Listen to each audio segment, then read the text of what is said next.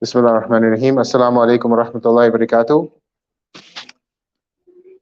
Can everyone hear me? Okay, alhamdulillah. Thank you so much for joining us here at the Islamic Center of Mason on a Friday evening. Alhamdulillah, now we've been having now every month having some guest speakers coming into town and partaking and giving some knowledge to the community on various topics, alhamdulillah. And this was one of the goals on behalf of the masjid. We wanted to revive the aspect of the masjid, people coming to the prayer. Alhamdulillah, we just had the Maghrib Salah, and to be in the environment of the masjid, and then also at the same time to be able to learn different things about our deen, and how we can practically implement it. And alhamdulillah, another goal was to also have the family coming. So we just didn't want just the regular, masalis, but we wanted this to be interactive with, women and children as well. So alhamdulillah, today we're going to be continuing our lecture series.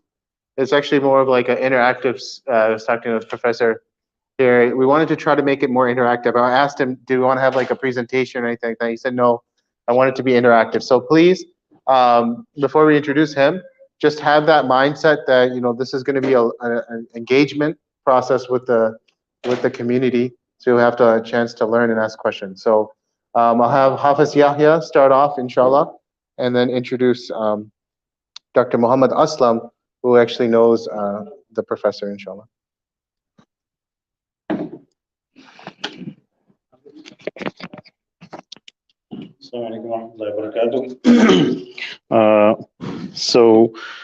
We just wanted to bring up Dr. Aslam Saab. He's a longtime member of our community and also a physician by trade. And he is, knows Dr. Muhammad Faruque, and he can also just give a little bit of a introduction about his relationship with him as well. Jazakallah khair.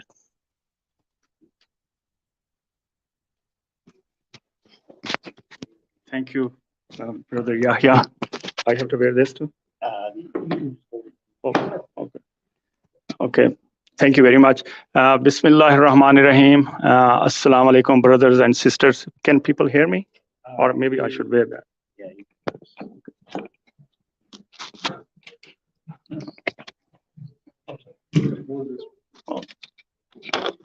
Bismillahir Rahmanir Rahim.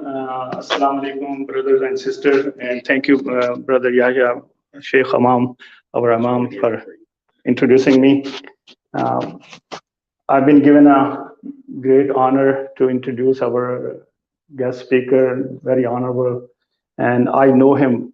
I talked to him on the phone, never met him in person, and it's a great pleasure to see him in person today. I know Dr. Anayat Malik, who endowed this Islamic study professorship at the University of Cincinnati.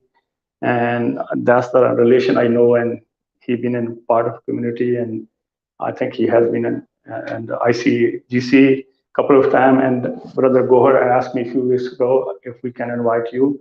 And we all here at ICM very honored and very thankful to you that you took a time from your busy schedule to be with us, and we are really honored. Thank you very much. And I think I will go ahead and give you a brief introduction. I have listened to his, YouTube video.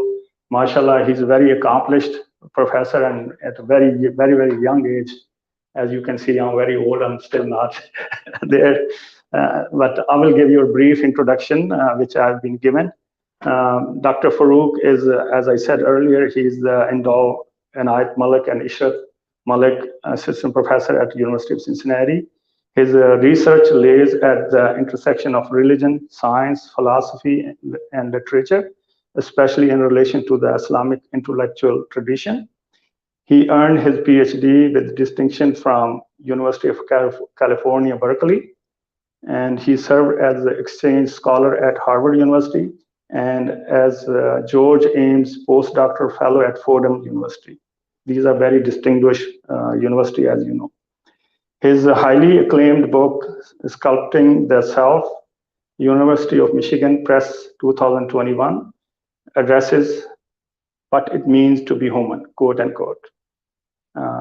in a secular post-Enlightenment world by exploring the notion of selfhood and subjectivity in Islamic and non-Islamic literature, including modern philosophy and neuroscience. He has delivered lectures in many North American, European, Asian, and Middle Eastern universities. Please join me to welcome Dr. Muhammad Faruque. Thank you very much. I think you guys can help him with this, which I'm not tuned to. Actually, have some books. Okay, sure. Feel free.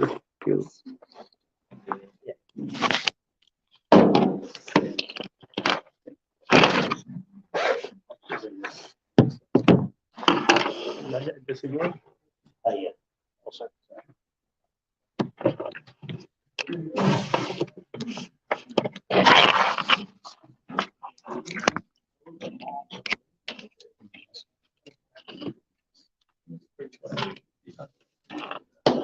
I actually have some handouts, so maybe you can distribute them to everyone. This one you can just put on.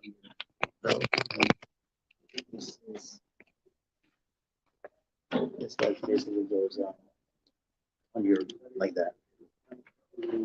Yes.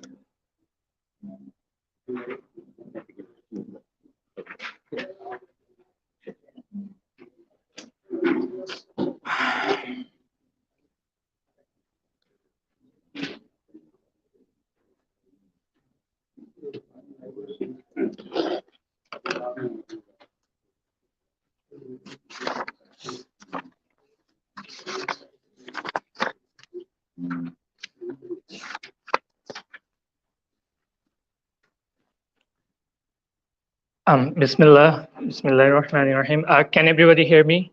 Yes. Oh, all right. It's just a matter of getting used to this. I think everyone can hear me, so I think this is fine. Now?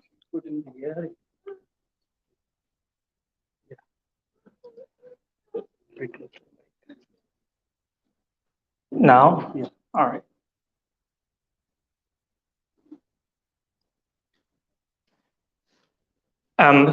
Just like to begin by thanking Dr. Aslam for the very kind introduction, and also wanted to thank Brother Gohar for inviting me to this center.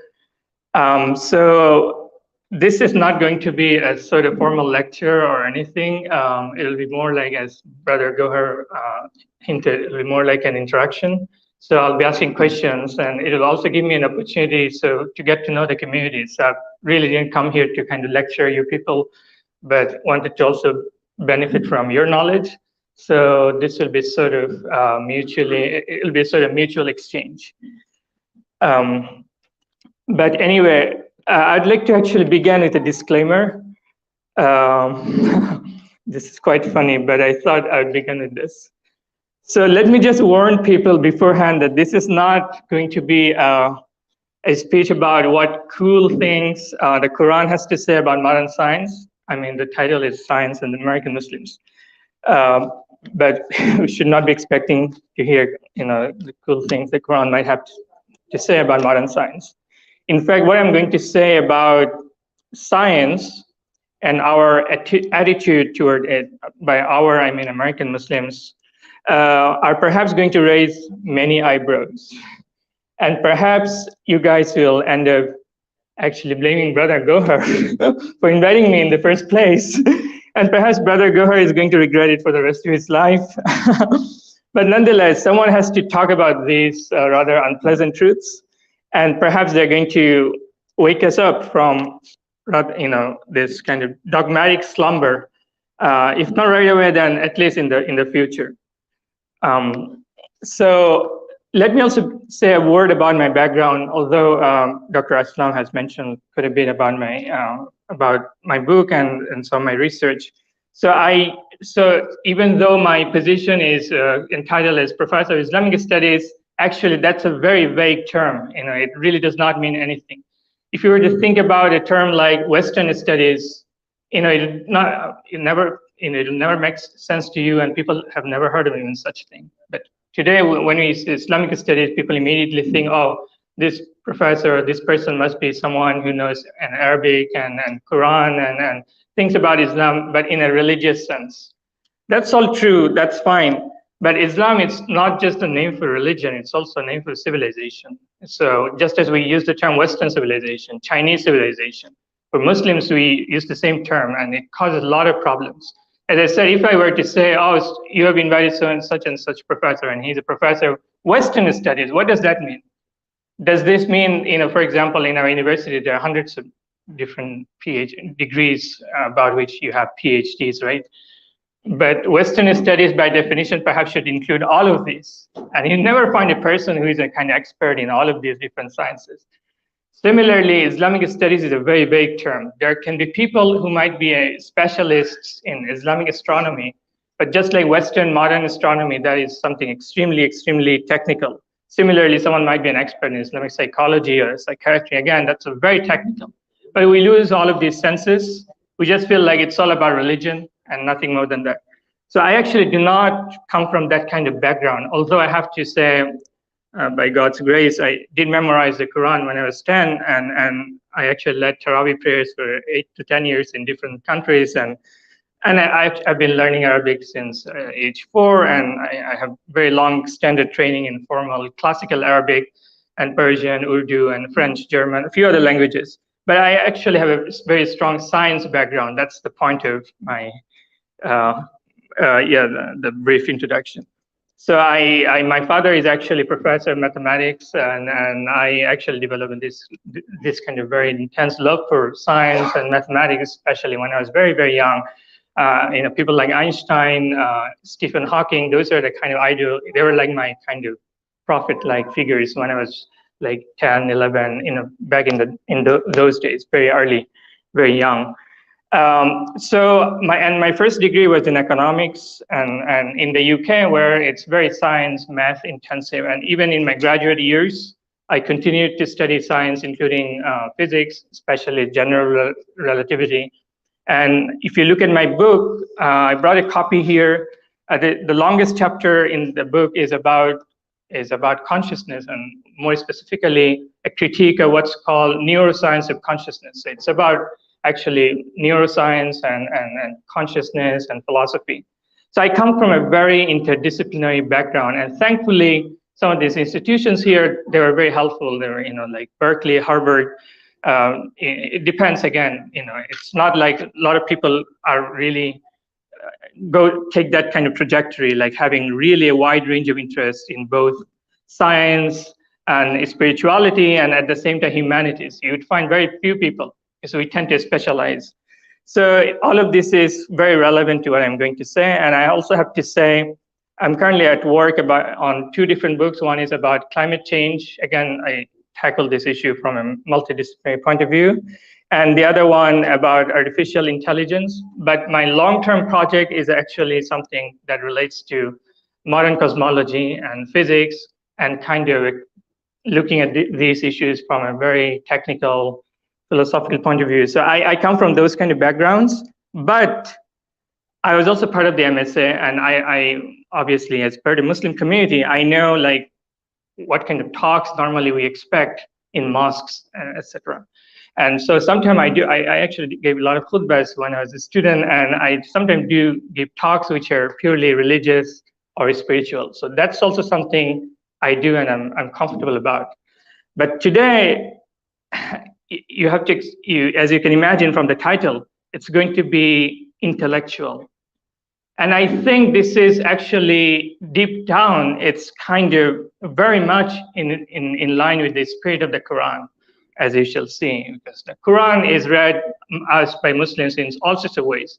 But usually when we come to mosque, we usually want to hear what some Muslim students call Iman talks, mostly about do's and don'ts and ethical issues, but very little intellectual.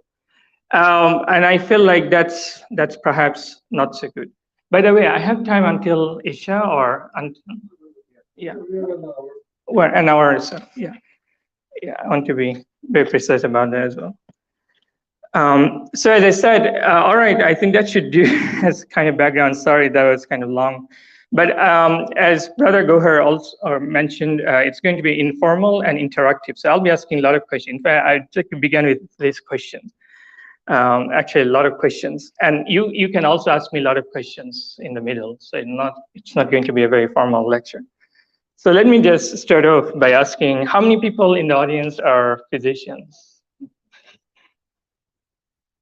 1, 2, 3, mashallah. 4, wonderful. And how many engineers? 1, 2, 3, 4, 5, mashallah. And how many of us here have a science background in general, as students or as, I don't know. All right. Mashallah, that's good. That's good, because this is going to be about science after all. So I have this question. So since many of you have experience in science or working at labs at different points in your life, or just kind of experience of science through mathematics. So how many of you, do you really, so this is the question. Do you think of God when working at a lab or solving a complex engineering problem that involves mathematics? Yes. Mashallah, wow. So can you like be more specific? Like, can you think of an example where you were really thinking about? So you say you have a physician or engineering background. So when solving a complex, let's say, engineering problem, can you kind of tell us like how you were able to kind of relate this to God or spirituality or religion? Because it shows some harmony. You know, when we are solving some problem, it makes sense and it fit in a bigger picture. So in that sense, you know, someone wondered that how it can be possible that this little component fits in a big picture. So today I was at my checkup, and there was ENT, Right. ear, nose, and throat. Yeah. I was looking at it, that how wonderful that system is, Yes. and how complex it is, and just like eye, Yes. you know how complex it is, Yeah. and how much facility we can get from this little bit eye, and how complex it is. Still, people are researching on it, and they are unable to, figure out all the functions. So this means that it has not been created by chance. You see, there is some logic, some sense behind it. So that's related that, hey, there is some creator who has created this. Mashallah, actually, that's very good. This sense of wonder, the fact that you realize there must be an underlying order that we can understand using our intelligence and through mathematics sometimes. That's great, because not all people do that or are able to do it, when they solve. Or some people simply say, yeah, a sense of wonder, but you can have a sense of wonder even as an atheist, as a secular person. A lot of scientists talk about that. But when you say, no, there must be some kind of cause behind this order, then it does bring the notion of, God in some sense. Wonderful. So I'm actually not sure whether maybe you're a very successful case, mashallah. I'm not sure whether all of us, as engineers or doctors, or as students when working at labs, we really kind of see that connection. In other words, kind of sees that science can be a kind of deeply spiritual activity. In fact, I remember when I was at Berkeley, I was having this conversation with one of my friends, and she was a biology PhD student, and she was telling me, "Oh, yeah, I'm Muslim. That's fine. But when I enter my lab, I'm just a scientist. Because science is supposed to be sort of impersonal and free from biases, beliefs, and it's supposed to be a disinterested activity that has nothing to do with your moral qualities or religious beliefs. So you enter the lab as a scientist, whatever that means. And it doesn't matter whether you're Muslim, atheist, or whatever. So in your case, it seems like the sense of wonder and order are very much related to something transcendent. But I'm not sure whether that's the case with a lot of us. And I don't mean secular people, I mean a lot of Muslims. So that's why I asked that question. Because for a lot of people, this seems to be the relationship between science and spirituality seems to be totally irrelevant because of what I just said. So yeah, so it creates a kind of cognitive dissonance. Like, there are two parts as if, in our brain. One part is completely religious. We come to the mosque, we pray, we do all these things that, religion is. So you have a. Yeah, if I may. Yeah. Comment. So I know, mashallah, he gave a comment and he has his thought process, but I would question the young physicians and engineers and all that. He's 50 plus, there's a thought, after 40, your thought change. So that's another point to look at it. MashaAllah, that's a very good point actually, because you want to start, if there's a real connection, or if that is what we're supposed to do, then you want to begin this as early as possible, not wait until you're 40, 50. How do you know that you are going to even live, until 40 or 50? Yeah, sure.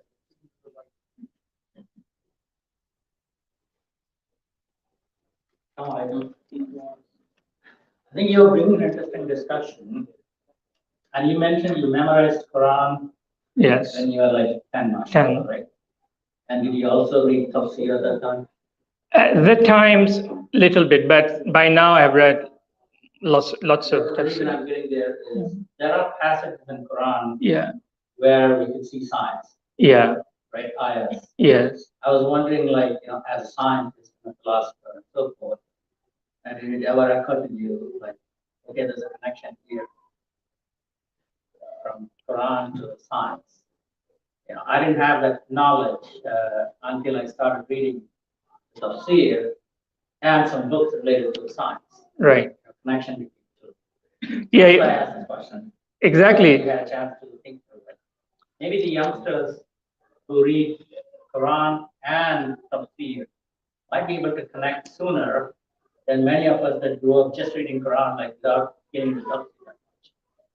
Yeah, so in a way, that's the whole point, and I was going to come to that point anyway. But before we get there, I want to sort of problematize things. I want to kind of explain that when we're talking about science, first of all, we have to understand what we're talking about.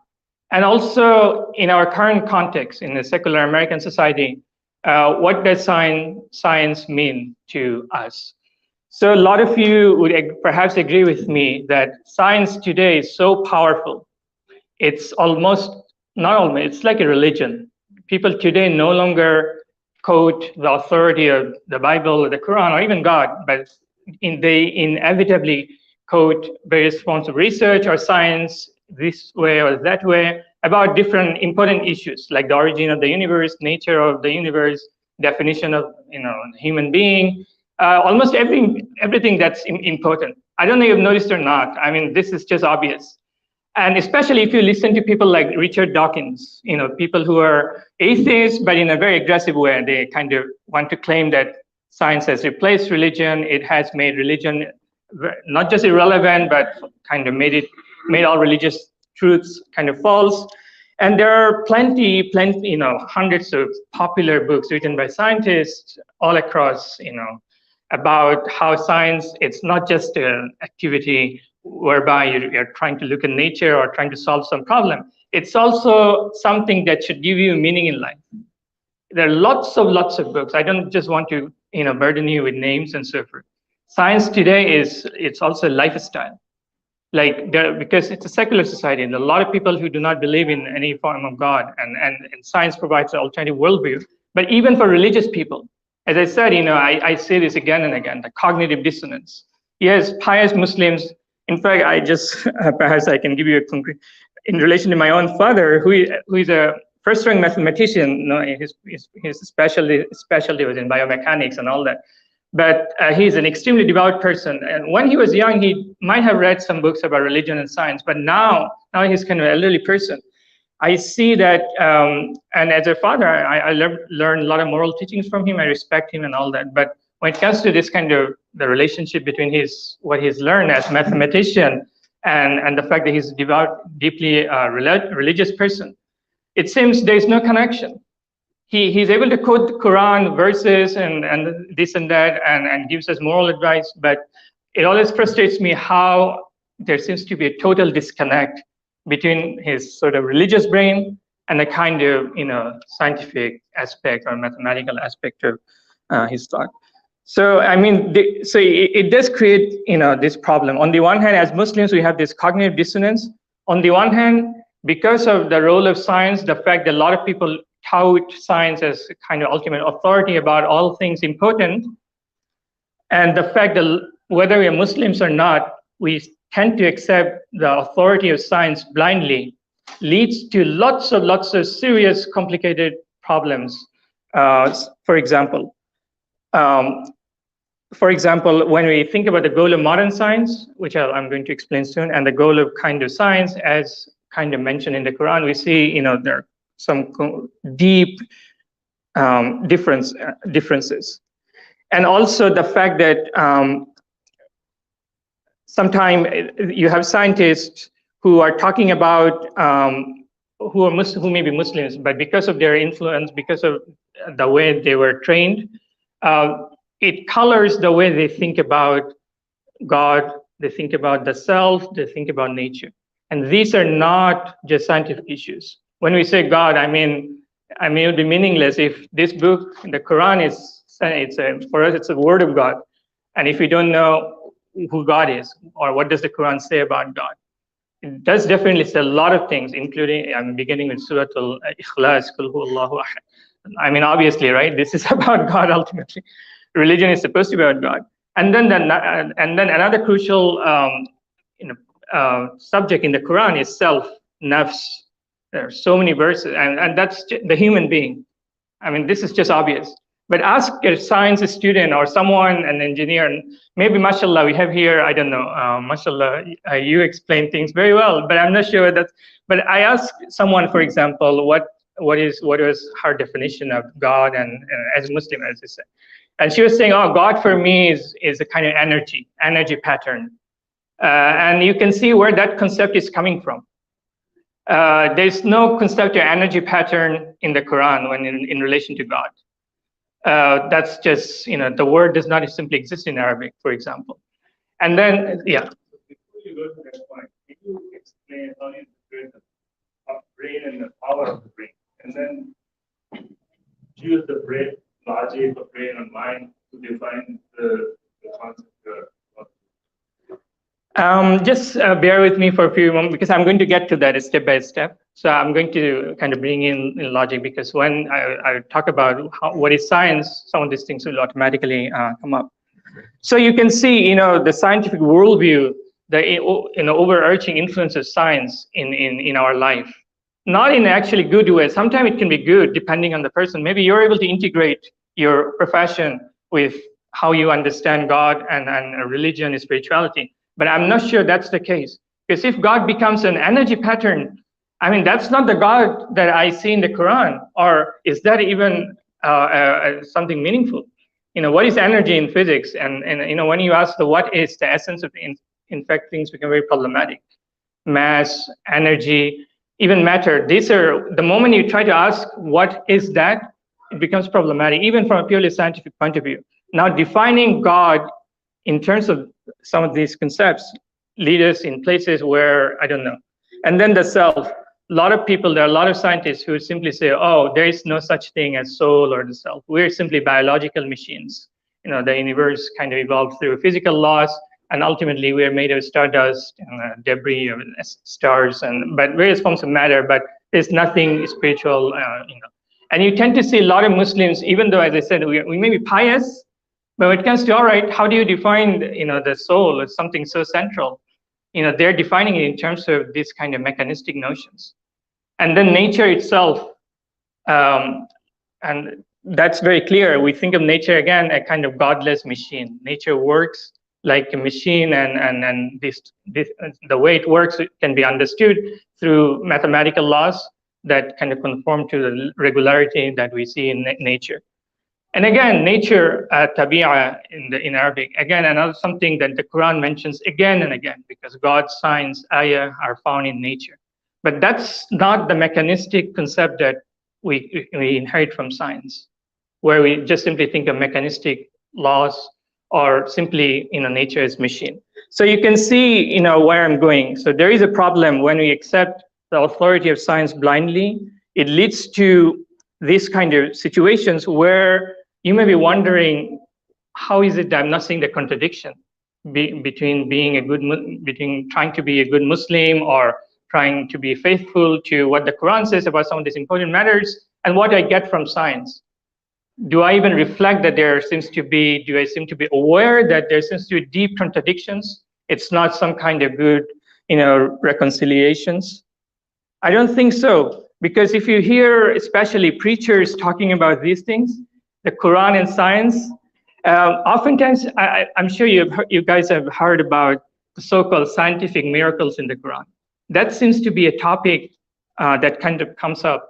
People, immediately, I chose the topic in a different way for that reason. If I had chosen Islam and science, people would immediately think how, the Quran is sort of describing some of these miracles of modern science, like, oh, the Quran predicts the Big Bang Theory, the Quran describes the water cycle, the Quran talks about modern embryology, it informs that the earth is not flat but round. And lo and behold, these are all predicted, explained 1400 years ago. MashaAllah, MashaAllah, it increases our faith and iman. So I'm not going to even refute that kind of simplistic, arguments, where it gives us a feel-good experience. Oh, MashaAllah, our holy book is very scientific, right? It talks about embryology and all the stages of kind of development, and the water cycle, even Big Bang Theory and so forth. But what if every now and then you have a different kind of scientific theory replacing that? Then you get into all sorts of troubles. So there is that, which kind of makes things even more problematic. And then there is also this idea among some of us, which is the idea that, Islam had this golden age. There was a time when science kind of flourished in Islam, approximately between 800 through the 1200 AD, about 800 years ago. And then religious bigotry and kind of religious intolerance took over. And then that was the end of kind of our science. And basically now we have to kind of recover that kind of lost golden age. So again, it will take another lecture to completely refute that very common, popular view among us, unfortunately. But let me just make a passing comment by saying that view that there was a golden age and nothing happened in the Muslim world in 700 years, just false. And it also completely ignores the difference between modern science and some of its assumptions and Islamic science as understood in the Quran. So these are very subtle points that I want to kind of focus on. So, all right, these are again making things very problematic, because we live in an age where, whether we are believers or not, we tend to actually worship modern science. In a lot of cases, we accept its authority blindly. But you might ask at this point, why is it that we or everyone likes science so much? Well, people would say, science has done all of these great wonders. It enables us to kind of receive these pictures, have Zoom conversations, transmit pictures across thousands of miles. It allows us to do open heart surgery, things like, surgery, complicated surgeries in the brain, and also even enable us to kind of produce genetic varieties of plants and animals that were just unthinkable in other ages. Well, some of this is true, but you know what? This view is simply confusing science with technological successes that are coming from science. So all of these examples, oftentimes people mention, the pictures that we're kind of able to have about black holes or all of these kind of great wonders of modern technology, but that's technology. That's not science itself. It really, I don't know, like, why is it it's so simple?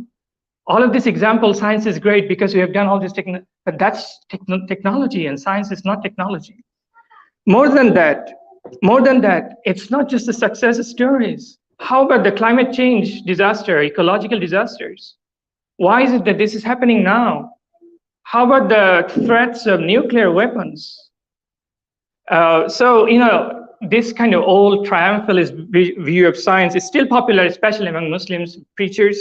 Actually, if you look at some of the atheist scientists, they seem to be very much, I know in Cambridge, at Cambridge University in the UK, very recently they established this department to study the threats coming from modern technology.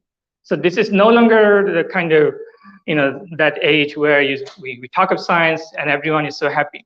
Because there are, something like the climate disaster is going to destroy us all.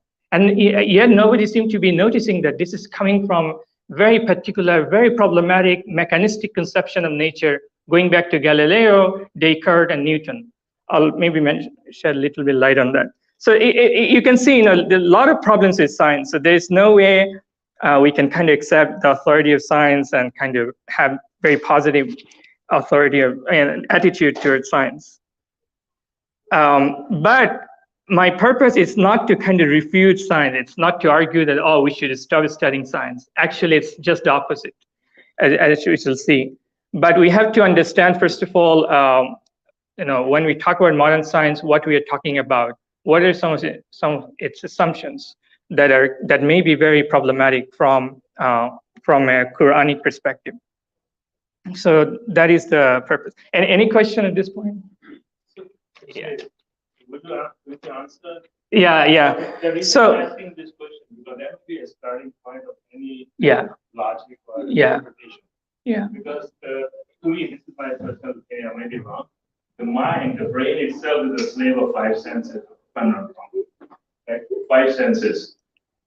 And it's operate based on those 5 senses. And our 5 senses are so limited, we cannot even smell more than dog. Sorry. Yeah. And we can even see more than eagle.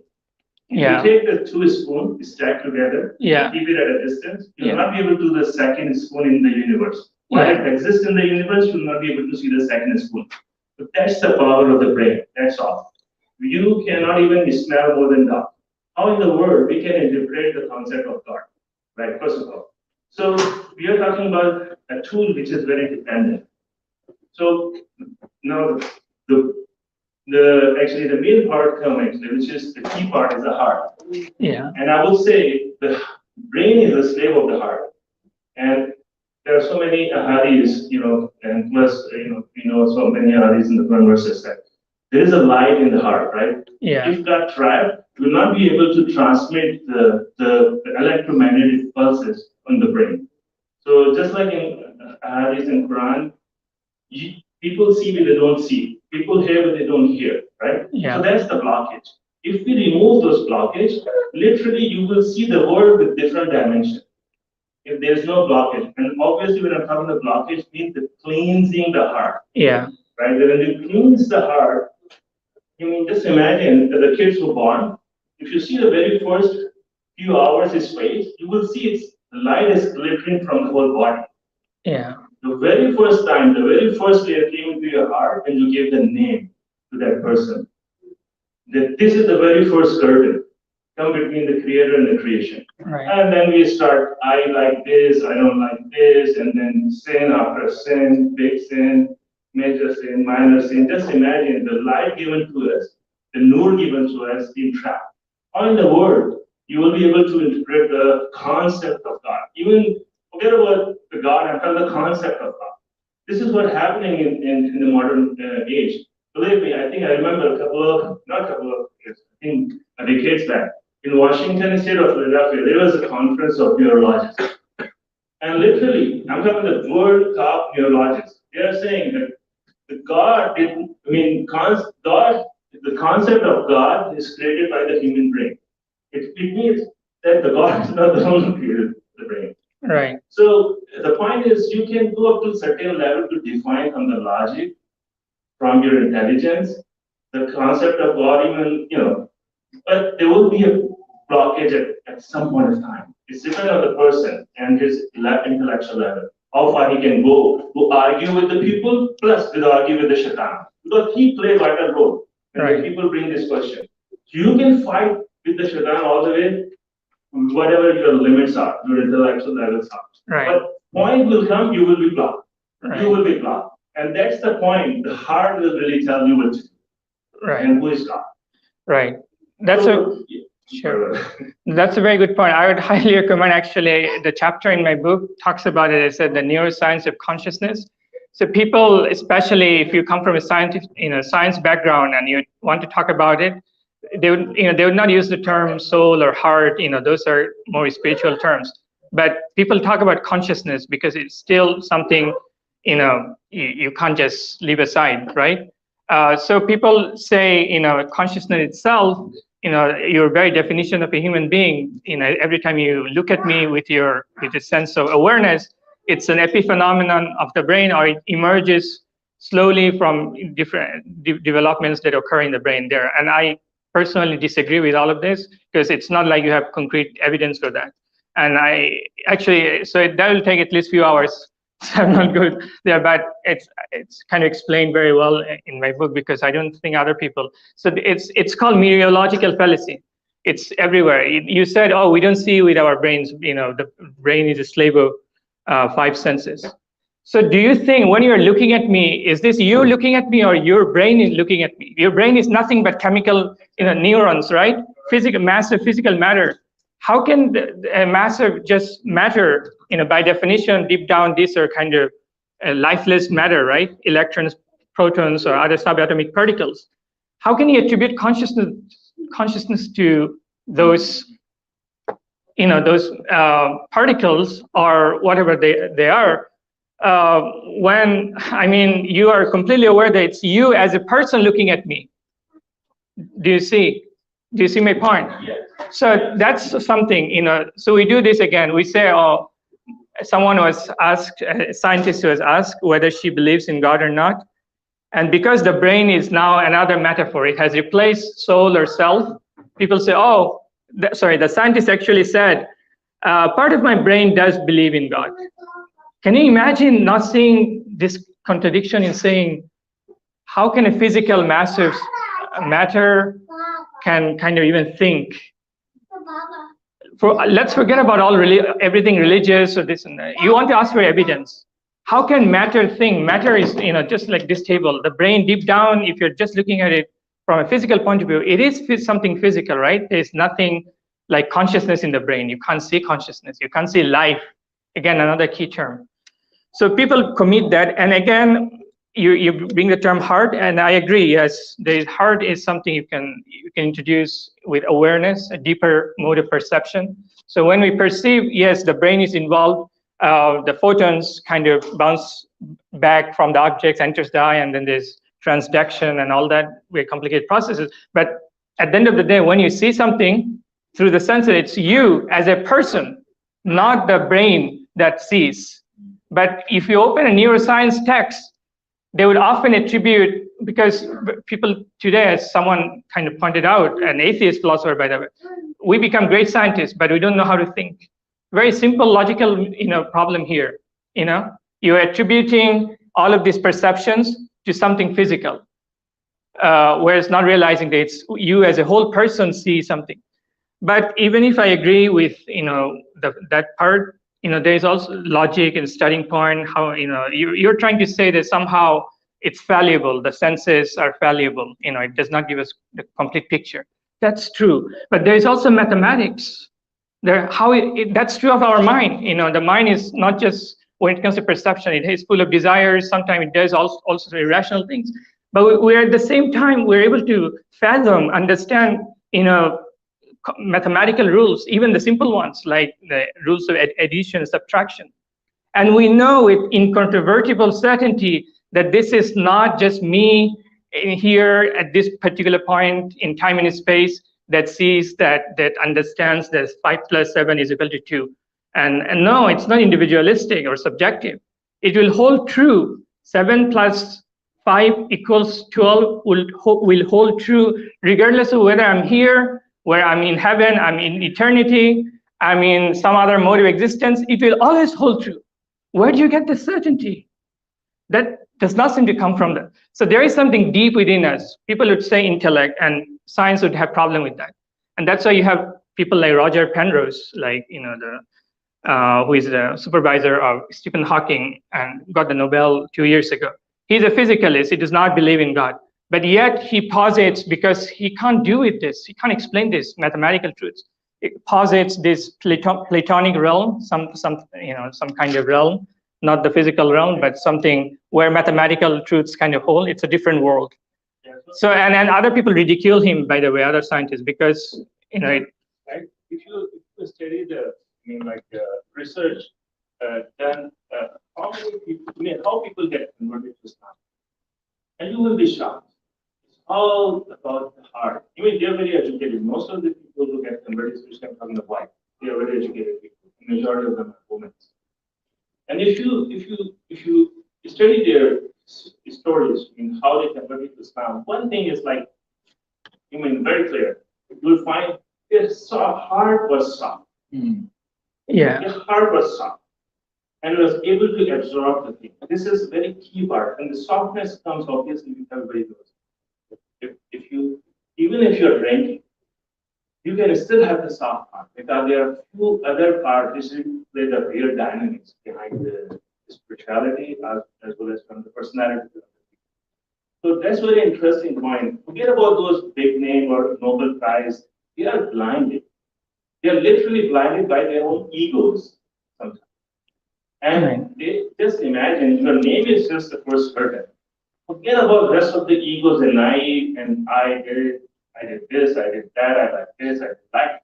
These are the severe stuff. That's one of the reasons. We have an instruction to pray 5 times. There's some reason behind it. right. We have a reason to fast 30 days. Right. There's a reason behind it. It's just not to have the heaven. Because literally, the angel will be in hellfire without any problem. Right? Will not burn out. So these are very delicate topics, I must say. And there is some intellectual discussion around that. Honestly speaking, all these people, the big names you're talking who wrote the hundreds of books, they are blinded by heart. Blinding by heart is more severe than anything else. Right. No, I'm very sympathetic to that. And trust me, I understood completely what you're talking about, the spiritual perspective in a more kind of a spiritual, mystical, we talk about the heart, qalb, but there are levels of heart. Basically refers to levels of your inner awareness, ultimately going deeper and deeper. But I also feel like, this approach neglects the more intellectual approach. God has also, because one of the verbs mentioned in the Quran is the word ta'aqqul, to intellect. Aql literally means in Arabic intellect. Today we don't use that word very much. We say intelligence, and again that's understood in a very mechanistic way.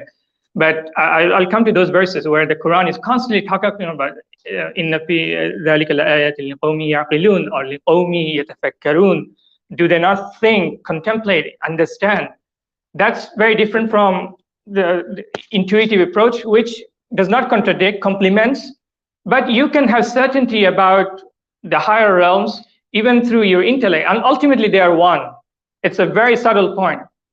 You don't have to just have faith and feel like, oh, somehow logic does not help you at all. No, the moment you ask the very root of logic, even something simple, like the rules of logic, you can see that you cannot explain them only through physicalism or materialism alone. It is very difficult.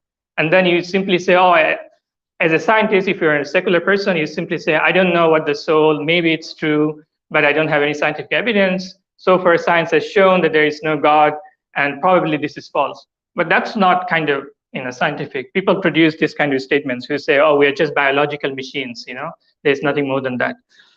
So I do feel like, yes, more intuitive, heart-based approach, definitely. But there is also our intellect, which also can reach, God. Yeah. As long as intellect is concerned, basically all 5 senses give to us. If I'll give you an example, right? The 5 senses are not very powerful comparatively than animals. The idea is that literally to just make you a shuffle makhluqat. That's why all intellect, intelligence, literally will help you to live up to the stage or level is given to us as shuffle makhluqat. It's not given to us really to discover the concept of God, because it's already given to us through the book and our heart accepted it. Right. So importance of intellect, importance of logic definitely play a vital role to make you a shuffle makhluqat. How you deal with the world and things inside the world or outside. Right. So this completely brother also. We also have, I just wanted to remind, there's also a microphone in the back for the sisters. They have some questions, please. this opportunity. Yeah, sure, definitely, yeah. Alaikum salam. So, brother, my round question is, how can we connect our children to science and sunnah? Because I think that's what we're really here for. Because we can talk all the intellectual talks and beliefs and how people proceed, but for a simple, non-scientific person, that's the real question. How can we connect our children to science? That's a very good question. Thank you. So I was actually clearing up to this point. I'm still trying to clear the ground because you can see, as I said, Muslims, when they want to talk about Islam and science, it's all the scientific miracles in the Quran. That's just so problematic to begin with, and the decline, and not distinguishing between the assumptions of modern science and the way science is understood in the Quran. So I'm going to, you can talk about these things for hours. Probably it'll be good to have some kind of knowledge circles, honestly, and please pardon me if I'm kind of saying too much, but I just feel like, mashallah, if we have 500 or 600 people in the community, at least 5 to 10% of them should be interested in both intellectual matters and spiritual matters. They're not contradictory at the end of the day. Science can be a deeply spiritual activity. So there is a verse in the Quran that says, "Inna fi khalqi samawati wal ard wa ikhtilafi al-layl wan nahar la ayatin li ulil albab alladhina yadhkuruna Allah qiyam wa qu'udan wa ala junubihim wa yatafakkaruna fi khalqi samawati wal ard rabbana ma khalaqta hadha batila subhanaka faqina adhaban nar." So it's a very famous verse. God has created what is. So some of you might understand Arabic, but I'll just quote the English from next time just to save you some time. So the meaning of the verse, the translation is, God has created everything, in samawat, heaven and earth, and the kind of permutations of day, so that you would see what they mean, like whether there's an order, behind all of these changes in nature. For whom? لَآيَاتِ لِأُولِي الْأَلْبَابِ. The people who understand. Ulul albab literally means people who understand, people of substance, essence. It comes from the word bab. Albab is the plural. But anyway, people of intelligence. And then, all right, that part everyone understands. The Quran is asking us to look at nature, study nature. There's so many other verses that begins with Inna fi khalqis samawati wal ard, talks about a kind of the alterations of day and night. And then yes, talks about embryology, not embryology in a scientific sense, but does describe lots of different stages of the development of the zygote and the embryo and its development. There are lots of such verses. That's true. But the next verse says, "Alladhina yadhkuruna Allah qiyaman." Those same people who have the scientific attitude or want to understand God's creation, nature, they remember God. Alladhina yadhkuruna Allah qiyam, when they're standing, sitting, wa ala junubihim, and when even they're reclining. Like literally, not just when you pray, even outside of prayer, because there is a deep connection, as you were trying to say. And sometimes even an agnostic and atheist person can't help wonder, wow, the more I understand this order in nature, the so-called laws of nature, the more it makes me feel it's not, as Quran says, "Rabbana wama khalaqna al-ard wama baynahuma batila." We have not created all of these things, all of this, this gigantic order, which can be understood using our intelligence, mathematics, logic, philosophy, in vain. Batil. It is meaningful, and it makes you wonder about, who is behind this. So another verse says, "Sanurihim ayatina fil afaq." So we shall show them our signs. God is speaking in the first person, both in the horizons, meaning in nature, and in themselves, until the truth becomes evident to them. And then so many other verses talking about God's signs, ayah of God. So there is definitely a relationship between being a scientist, being someone interested in understanding nature, God's creation, especially through mathematics, especially I would say pure mathematics, not just applied mathematics, because it's only in pure mathematics sometimes you really wonder, where this is coming from. And beyond mathematics, there is also existence itself, these are very complicated matters. But if we come from, if you want to kind of simplify things, so we have to first of all know what is science, how does science work, and we have to know when the Quran is talking about this scientific intellectual activity, what is it talking about, and what does it ask us to do? In other words, we have to distinguish between the goal of science in the Quran and the goal of science, the goal of modern science.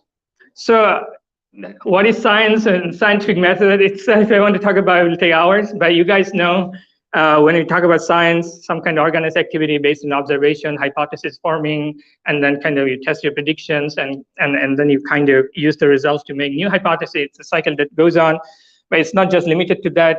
There's also something called falsifiability principle, which is again very controversial. Or sometimes people say, oh, science works mainly through probabilistic means and in induction. That's also just partially true. There's induction, deduction, there's also retroduction. So there are a lot of, if you get into details of what is science and how does science work, you can see, it's self-complicated. All right, but it does give us some truths, some particular truths. But what is the goal of modern science? That's what I want to ask everyone. So if you are studying science now, how do you say why you want to be a scientist or an engineer, or even, I suppose it applies to physician as well, because it's some kind of scientific activity. What is the goal? What is the goal of modern science? Anyone would like to? Yeah. I mean, Mike cannot come. that's okay. I mean, it's pretty much like, as an engineer, just solving problems. Yeah. Right? Human problems. Yeah. And making the life better. Exactly. Yeah, so people always say, making life better, eliminate, wants, and kind of prolong human life infinitely, but also making our human beings master and possessor of nature.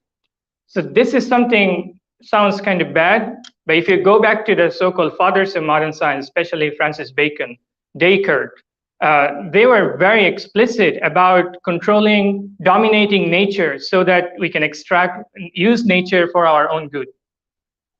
And today it sounds very bad because of the ecological disaster and all of this. But when you say betterment of human society, you wonder, yeah, that's actually, what's wrong with it? That's actually good. Who does not want, and why would that be unethical or anything problematic? But if I now ask you, what is the goal of science as you understand it in the Quran? What would be your intuition or guess? What do you think is the goal of science? Or whenever God is asking people to reflect, study nature, what is the goal?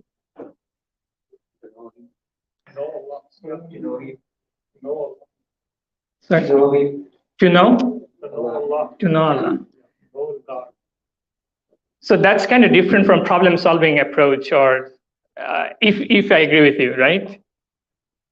But it's a little bit more complicated than that.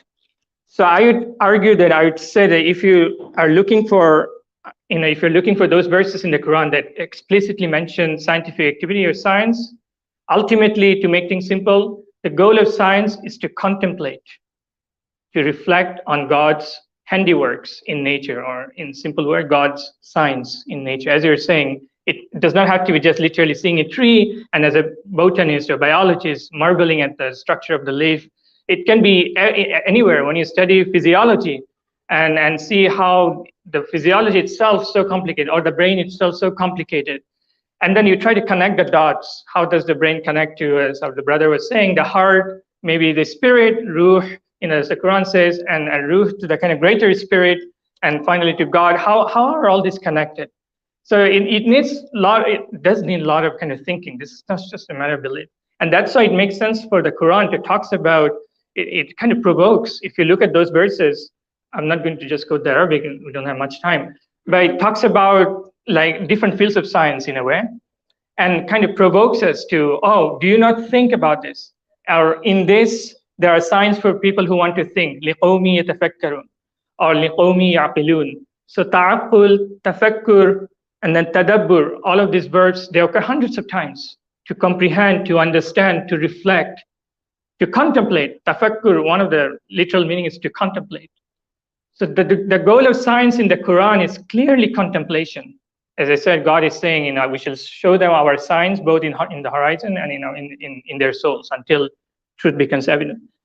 So the goal of science in the Quran, I think you can very strongly argue, is ultimately contemplation of these higher truths. But that does not negate those other lesser truths in a way, like more utilitarian. Like you want to do good to the society, you want to benefit the society, you want to make life better. That's not in contradiction with this higher goal. But it becomes extremely problematic when we completely forget this higher goal, which ultimately connects us to a higher world, because contemplation is not simply related to some materialistic gain. It is about ultimately contemplating God, understanding God through his creation. That itself is not related to just, some utilitarian, some kind of pleasure that you can get from, let's say, I don't know, drinking a glass of water or some, just some other kind of utilitarian activity. It's very different. It's something that connects your heart to God. That itself, maybe it's reward. It's not simply making things good, which is fine, but it's just different. So yeah, Muslims, they, if you look at the tradition, that's why you don't see any contradiction between people who can be mufassir, like Nizamuddin Nishaburi. I'm just giving you a random example. The one, a guy from 13th century Iran, who was a great Quranic exegete, and at the same time a great astronomer. And he was not a random person. There are lots of such people. Today, it would be unthinkable to find, because today we just think of religious people as, they just quote the Quran and tells us what to do, what not to do. And whenever they say science, again, it's become something very shallow. But it would be extremely rare to find one in the same person, an astronomer and at the same time a deeply knowledgeable person about the Quran, mufassir of, let's say, a very high rank. So we should ask why is it that we don't see that? That's because when we don't notice that when you're talking about modern science, it has all of its assumptions, some of which are very problematic. It's not like we have to throw the baby out with the kind of bath water, but we have to kind of be aware of some of these problematic assumptions. So the so-called betterment of society, solving problems to again make society better, that's all fine. But notice that when scientists, especially today, who are kind of big names, when they talk about science, they think of the human being as simply in terms of its animal needs. They don't think of a person with a heart or a spirit, or someone whose personality, whose deeper dimension transcends just the materialistic dimensions of eating, drinking, and those things. That's why if we have science, and if we have, let's eliminate all kind of problems through science, infinite, all the kind of, the problems of human society, and this will be good. But why? For what? The human being, ultimately, I'm going to die. The earth is going to be destroyed. So the idea of infinite, progress, or the idea of kind of making things better and better, only in relation to the physical needs or physical dimension, is kind of it refutes itself. I don't know whether we're seeing it or not. But I'm trying to say that when we think of modern science today, and we think of this making things better for people, especially by dominating and making use of nature, here we only consider the kind of material dimension of the human being. But the Quran is very clear. Ultimately, we have this spiritual dimension. So the goal of the science is extremely problematic there, because here we are just considering its kind of animalistic, needs. But it's more than that. It's more than that. There is also this extremely aggressive externalization of our intellect in science, which tends towards dominating and destroying nature. And I'm sure as soon as you think of some kind of scientific experiment, you think of the word control. It's a very powerful word. The idea of experiment and control, these things, they have a kind of recent history going back to, Descartes and then Robert Boyle and others in the 17th century.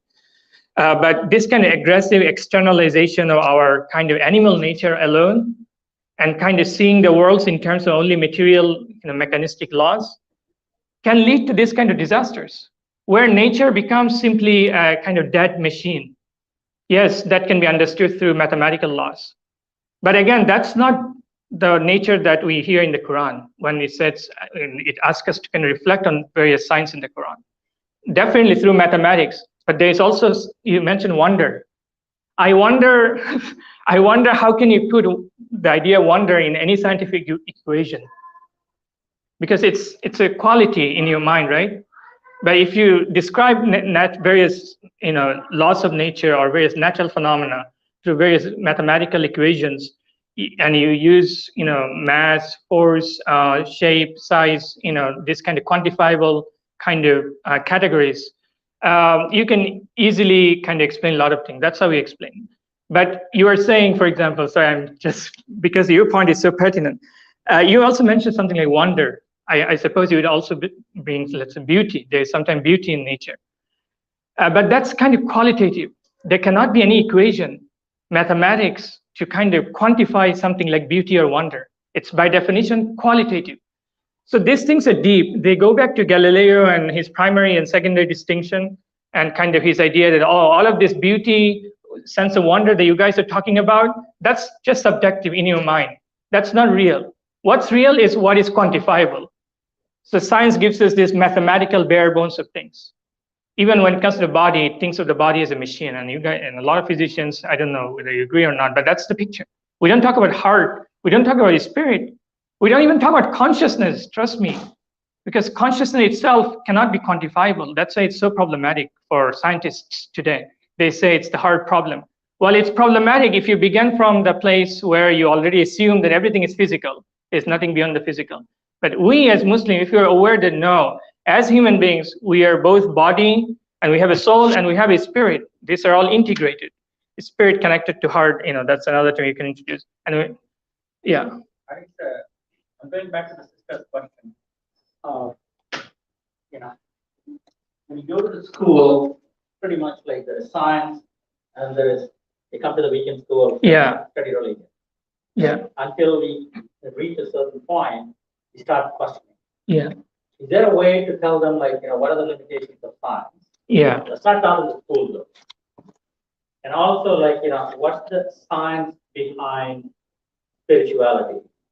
That's not taught in the weekend school as well, yes, or any Islamic school. How do you bring those things together in a simplistic way for youngsters, like, my son or daughter? Thank you. That's what that sister was alluding to. Yeah, because no, absolutely. We have to be, first of all, we have to be aware of the problem. And then when it comes to making things accessible, even to children, we have to be extremely creative. It's the same question, Islam teaches a lot of moral truths, be good, and you hear about them. But how do you teach this kind of moral stories to children? Sometimes you do through pictures and so forth, right? How does science education work in this country? There are a lot of ways. So I, as a person, at this point, I don't have a direct answer to how to teach in a simplified way to Sunday school children, but I can at least think about college students and I talk to them and they seem to understand. But someone has to be more creative and make things even more accessible. But here's a concrete example. So everyone has this piece of paper. So we have about 10, 15 minutes. So I just wanted to wrap things up and leave us with some questions. But I wanted to point out to you, because I've been criticizing science a lot and the fact that it has assumptions, some of which are very problematic. So where is a concrete example, you might ask? Yeah, because we always invoke the authority of science and we say, oh, even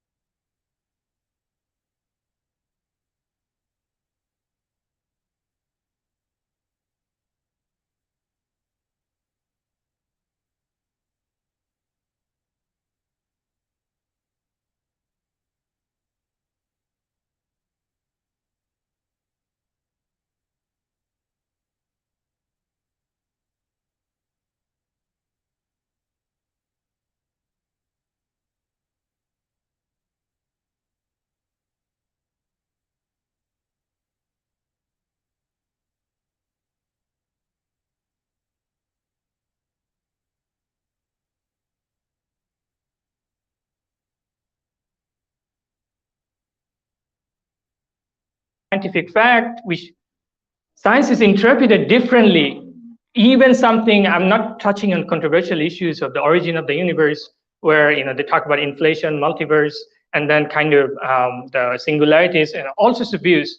I'm talking about something that most kids learn in school about DNA.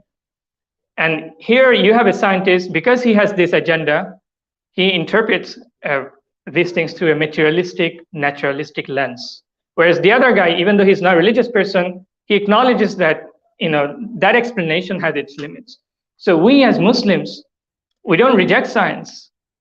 We still do experiments. We still keep mathematics. We still keep logic. We have to keep logic, by the way, even for religion's sake, by the way. That's just a starting point. Rationality. We can't just have only faith. But we don't have to accept materialism. We don't have to accept this kind of empiricism, which, by the way, it's philosophy. It's not science.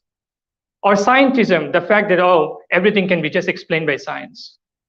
No, everything cannot be. So the brother, I think there are things like God, for example.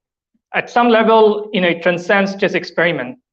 So falsifiability principle, people say, that's beyond science. That can be beyond science, but that does not mean that it's ridiculous or it's kind of. But we have this attitude, if something cannot be studied, understood by science, it means it has a lower epistemic knowledge. So we don't have to accept those things.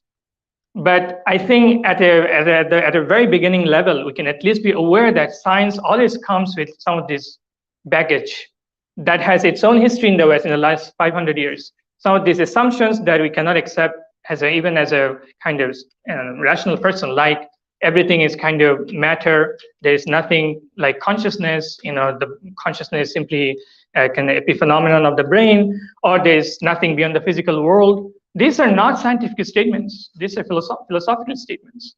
So let's deal with them in another realm. But we don't do that. We feel like because scientists are not able to show us heaven and hell and God and all of this, we have to be content with black holes, by the way. That's where we can go.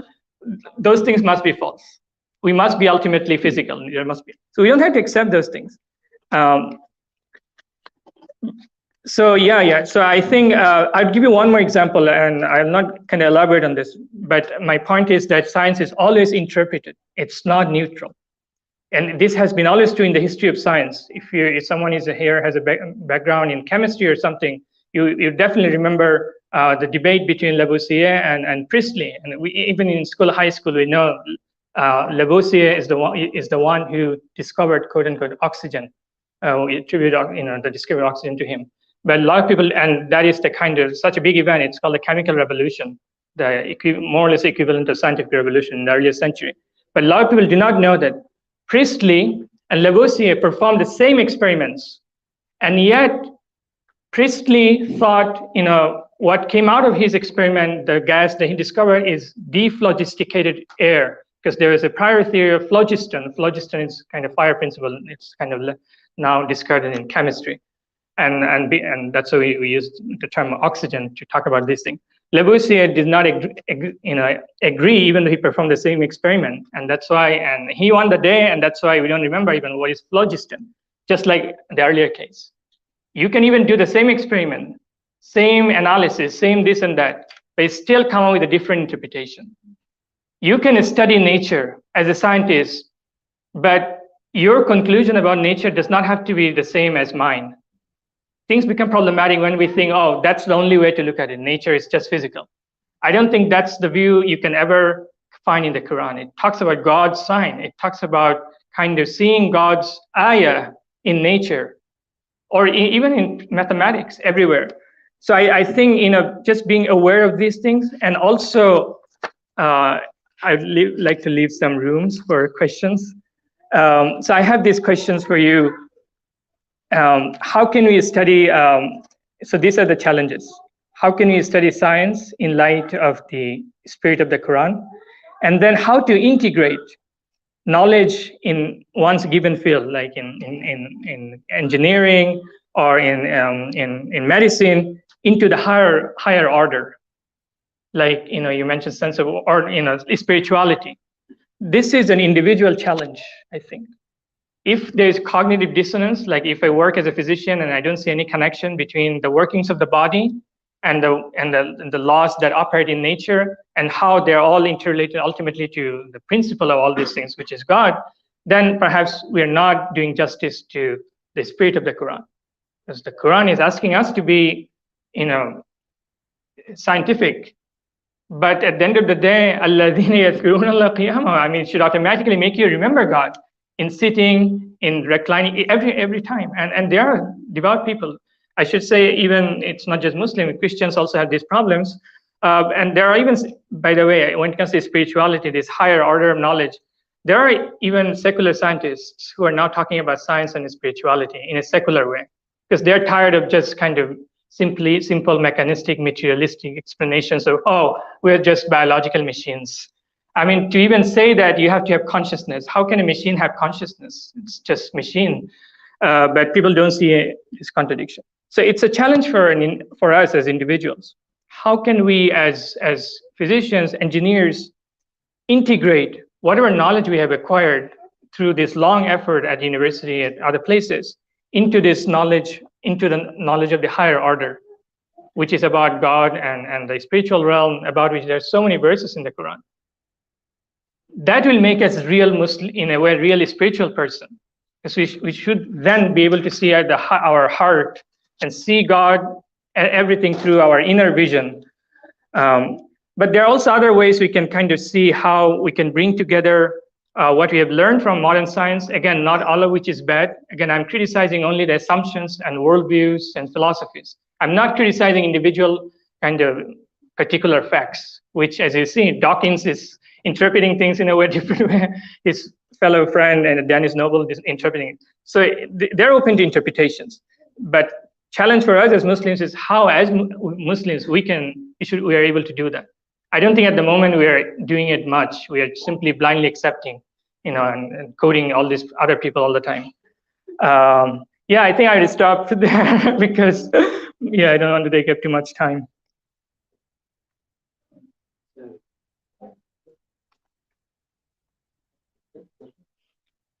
Yeah, I heard about the Imam Ghazali's view of modern science even before 1800 years. Yes, quoted something related to modern science. Or we should not take science as God because that will deviate from.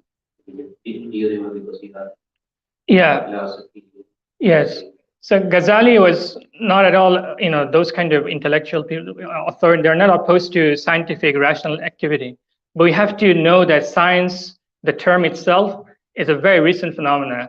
The way we understand science today, it did not even exist at that time. It was more like natural philosophy. So science itself, I think we actually have a date for the word scientist in the year 1836 or 34 by a scientist called William Whewell, when the term scientist, just about 150 years ago, the term came into being. And the word science itself, if you look at all the definitions in the last few hundred years in the encyclopedias, used to mean lots of different things. Newton, when he wrote his Principia Mathematica Philosophiae Naturalis, mathematical principles of natural philosophy, he did not use the word science. And if you read the second version of his Principia, which is, by the way, that's how we know all this engineering stuff, even because mechanics, as the foundation comes from Newton, is still today, despite quantum mechanics, we study Newton. There, in the second version of his Principia, he says God is a legitimate subject of physics. Can you imagine seeing something like that in any physics textbooks today? Even the word God, let alone other things. So even Galileo, they were very much aware of this idea of contemplation, ultimately the higher purpose of science. So they're very much in. So Muslim authors, going back to Ghazali and so many others, they were aware of these verses. That's why science and philosophy flourish. Apart from a few kind of, cases here and there, kind of too narrow-minded people just want to keep everything to kind of faith, blind faith or something. But that's not the spirit of the Quran. Even when the Quran mentions the word Iman, there are different levels of Iman. And ultimately, I personally think it comes back to knowledge. Yeah. So we'll take one last question from the sisters if they might have any. Or any comment? The microphone is in the back, and the sisters will have the last comment or question. Okay, inshallah. So I'd like to just, we mentioned we also will have refreshments as well outside. We'll do that now after Salah, which is after inshallah midnight 15. So we're gonna stop here now. Inshallah, we'll pause to make wudu. We'll call the adhan for Isha Salah. We have to thank Professor for coming. MashaAllah, I think you really tapped into something here where there's a lot of very diverse questions about science and how do we approach it, how do we interpret that for ourselves, and how do we teach it to our children as well. So at the beginning as well, you mentioned if there's any blame, to blame it on me. And if there are any questions, but I think a better solution would be. I'm sorry. Inshallah, maybe invite Professor again. Really?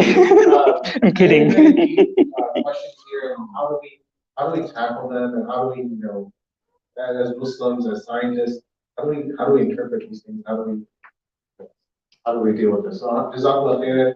Thank you for coming here as well, inshallah, and to everyone here for making this interactive. This is your masjid. This is an opportunity to come here and learn. It's a two-way process here as well. So I'd like to thank everyone for coming here to the masjid. Jazakallah khairan. Assalamu alaikum. Thank you very much for attending and also providing me the opportunity to learn from you. Thank you very much. That was an idea I just wanted to throw. Sign me up for that. Yeah, Inshallah, I think. Twitter or Facebook. I really am sort of kind of disconnected from Facebook for a while. It takes too much time.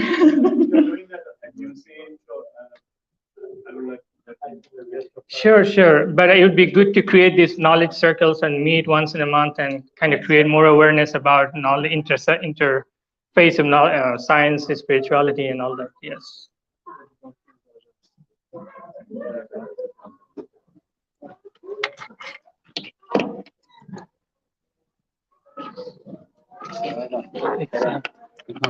Cameron Cyrus's brother. Oh yeah, Assalamu alaikum. So wonderful seeing you. How are you?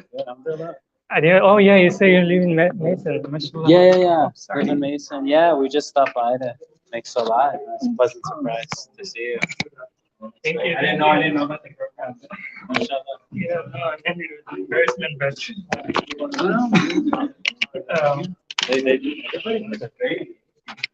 yeah, I just wanted to kind of part some big issues. Yeah.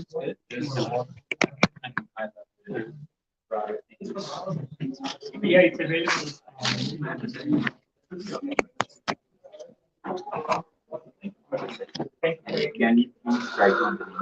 Allahu Akbar, Allahu Akbar. Allahu Akbar, Allahu Akbar. Ashhadu an la ilaha illallah.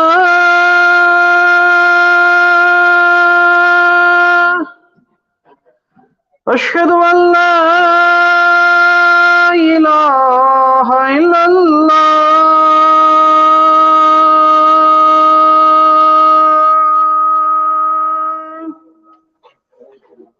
أشهد أن محمد رسول الله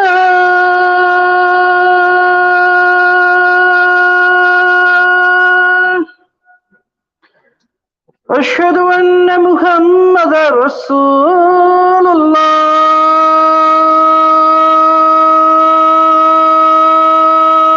الله حي على الصلاة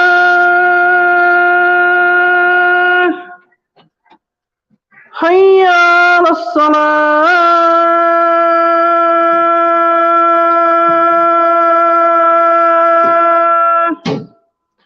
حي على الفلاح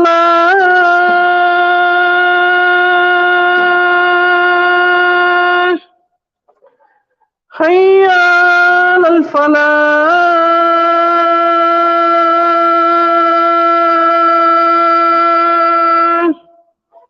الله أكبر الله أكبر لا